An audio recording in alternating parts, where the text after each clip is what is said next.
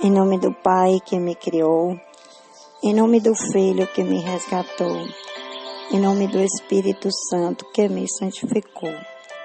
Divina vontade, reina na minha vontade. Ó minha mamãe, eu te amo e tu me amas. Dá-me um gole da divina vontade à minha alma. Faz com que todas as minhas ações sejam feitas sobre teus olhos maternais. Divina vontade, reina na minha vontade. Continuando, o Livro do Céu, volume 1, da serva de Deus Luísa Picarreta. Trecho 8. A alma reclama dos pecados e falhas cometidas, mas Jesus não quer que se perca tempo pensando no passado. Fiquei tão surpresa que não sabia o que fazer para reparar. Eu sofri um pouco de mortificação. Pedi ao confessor por outras, mas poucas delas me foram permitidas. Então todos pareciam sombras para mim, e eu não pensava mais nos meus pecados, mas ficava cada vez mais perto dele, pois tinha muito medo de me afastar e piorar isso antes que eu mesmo não possa expressá-lo. Eu não fiz mais nada quando estava com ele, que disse a ele a dor que sentia por tê-lo ofendido. Sempre pedi perdão a ele.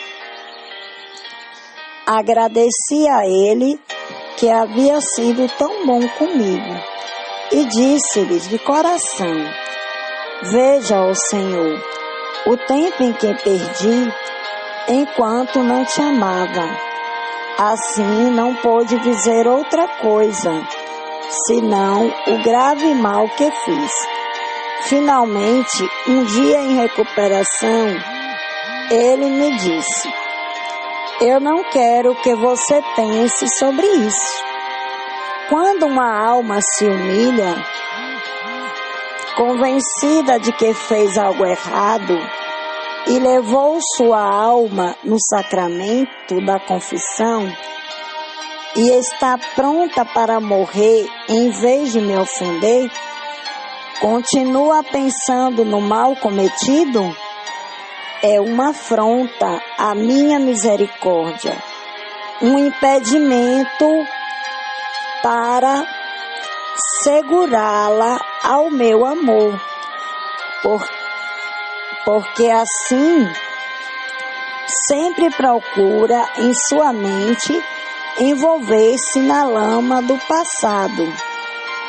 Ainda me impede de fazer com você voos para o céu, porque sempre está com estas ideias contidas em si, buscando somente pensar nelas.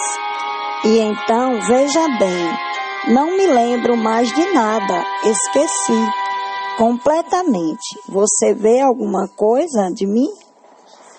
Rancor ou sombra? E eu lhes disse: não, Senhor, você é tão bom, mas senti meu coração partir com ternura. Bem, você quer levar estas coisas adiante?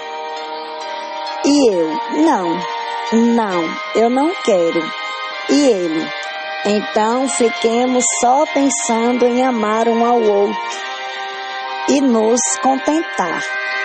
Em nome do Pai que me criou, em nome do Filho que me resgatou, em nome do Espírito Santo que me santificou, né? Fiat voluntas tuat.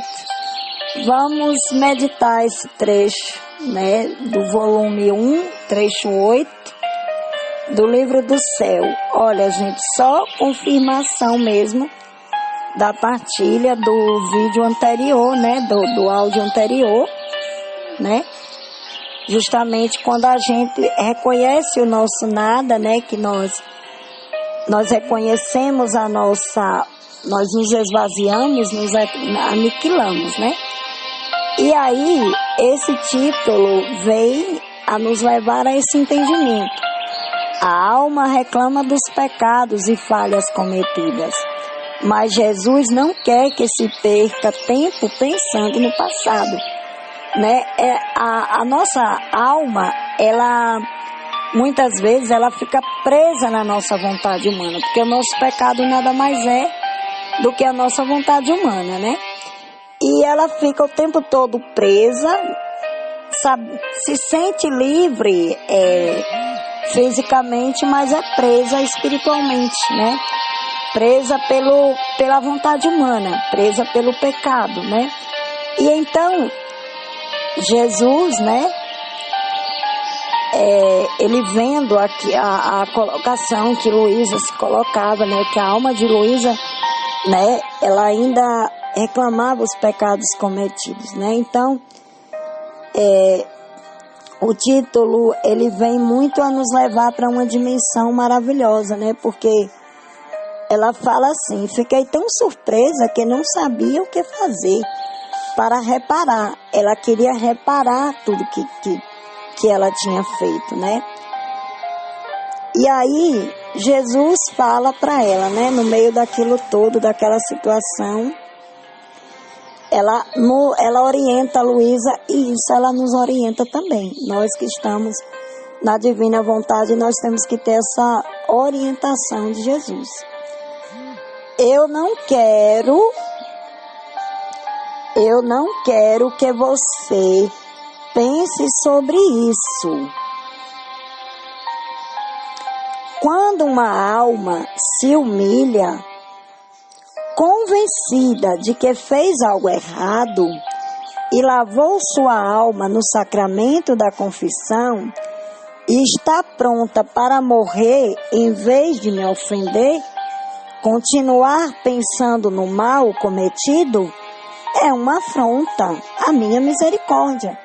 Quando nós vamos ao confessionário, eu lembro que a primeira vez que eu fui fazer uma confissão, nossa, eu achava que era uma coisa de 7 cabeças, né? Eu dizia, meu Deus, como é que eu vou ficar na frente do padre, né? Como é que eu vou falar os meus pecados na frente do padre, né? E eu tinha essa dificuldade, né? De entender a realidade, que eu vim entender depois que eu comecei a mergulhar, viver no dom da divina vontade, né? Então,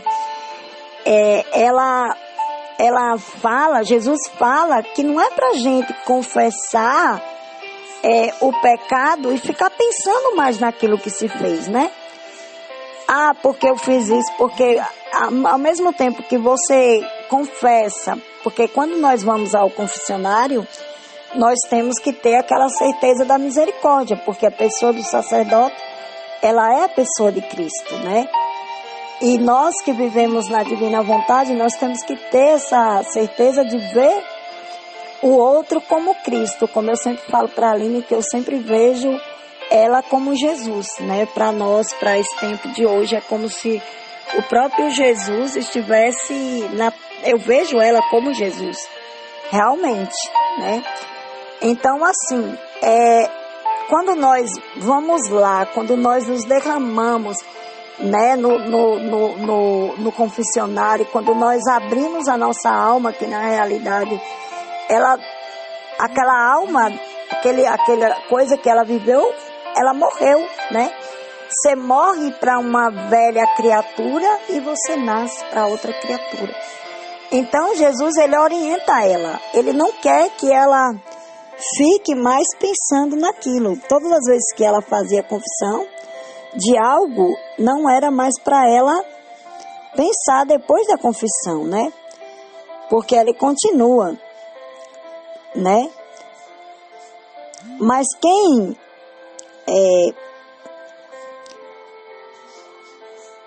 fica pensando no mal cometido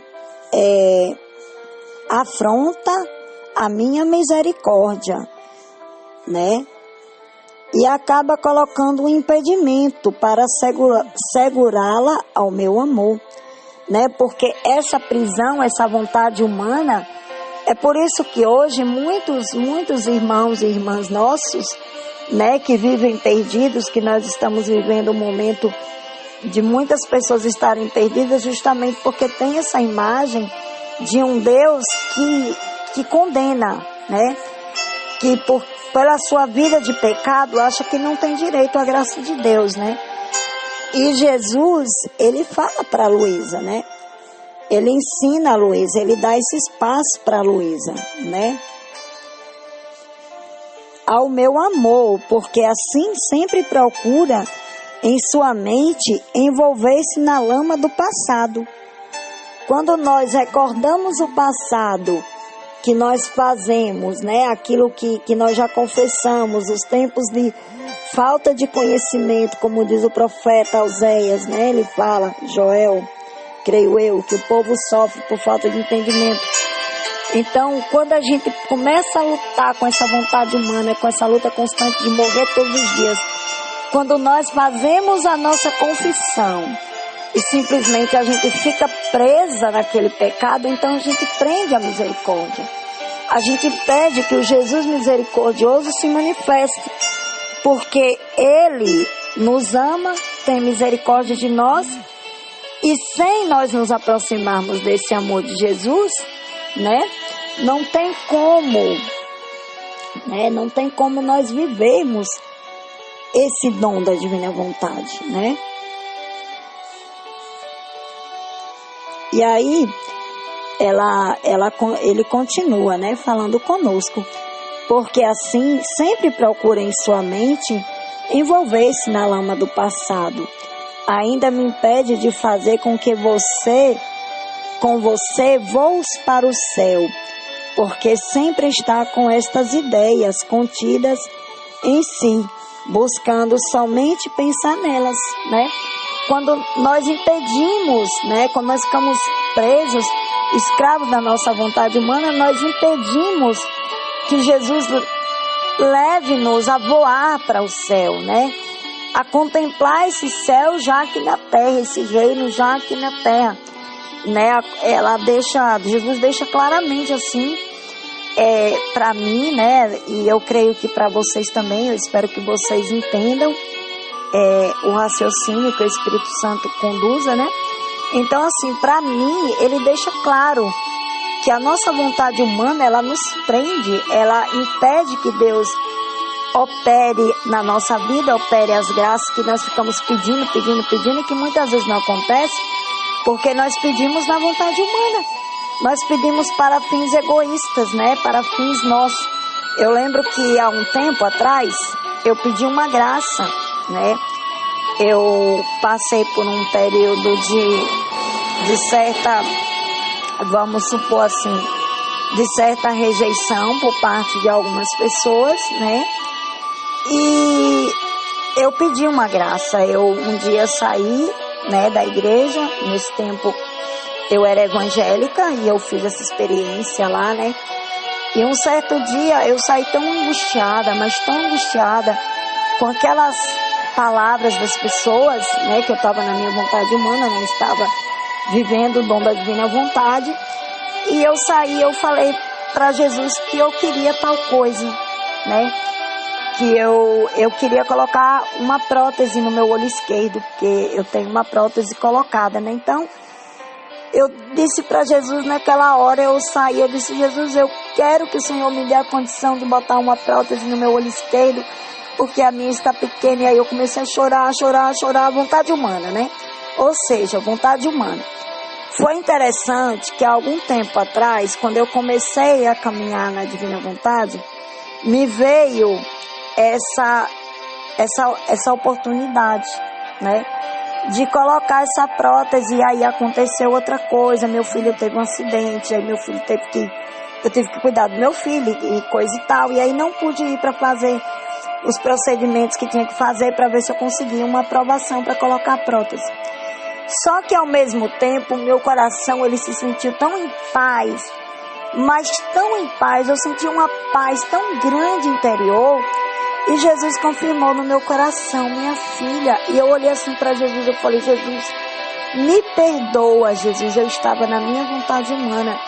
Eu queria mostrar para as pessoas, eu queria sair daquela situação de sofrimento. E aí, Foi aí que eu entendi o dom de aniquilação, que eu tinha que me aniquilar para as opiniões das pessoas, né? Que eu tinha que me aniquilar, que ofertar tudo, as mínimas coisas para Jesus, né? As coisas mínimas que às vezes a gente nem percebe. E aí, Jesus falou assim para mim: minha filha, quando você me pediu isso, você não estava na divina vontade, mas você não precisa disso agora. Isso não é essencial. Por quê? Porque se aquilo acontecesse, eu ia voltar à minha vontade humana.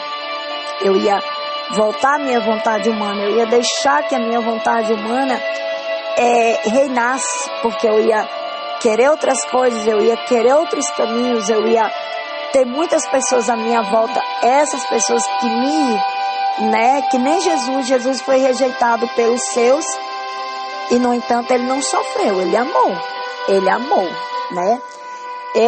Nós rejeitamos Jesus muitas vezes e ele continua nos amando, ele não deixa de nos amar, né? Então isso fica bem claro para mim, né? Eu quero partilhar essa partilha com vocês, para que vocês possam entender. Muitas vezes vocês podem até estar pedindo graças, né? E nós que estamos na divina vontade, nós não precisamos pedir, né? Porque o Senhor, Ele já sabe, Ele providencia tudo como Ele providenciou na vida de Maria, a ida de Maria para Belém, a gruta onde Jesus nasceu, depois o retorno de Maria, a simplicidade da vida de Maria, né? Tudo ele providenciava, como ele providenciou no Egito, né? Quando o povo teve fome.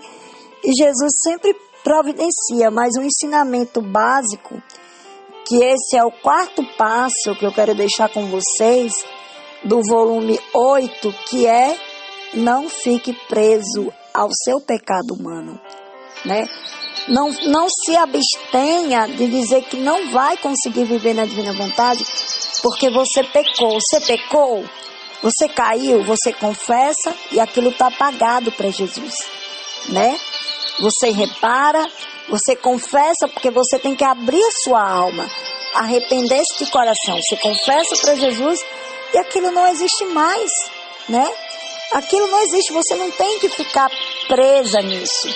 Você não tem que manter a sua mente presa, porque muitas vezes quando a gente está na nossa vontade humana, eu digo porque eu já passei por isso e eu já passei por uma experiência aqui mesmo na vontade humana, eu estava vivendo a situação na minha casa e vinha aquela voz interna dizendo: olha, tá vendo aí, você está fazendo isso, você está dedicada, você está fazendo aquilo, e olha o que você está vendo, como Jó, né?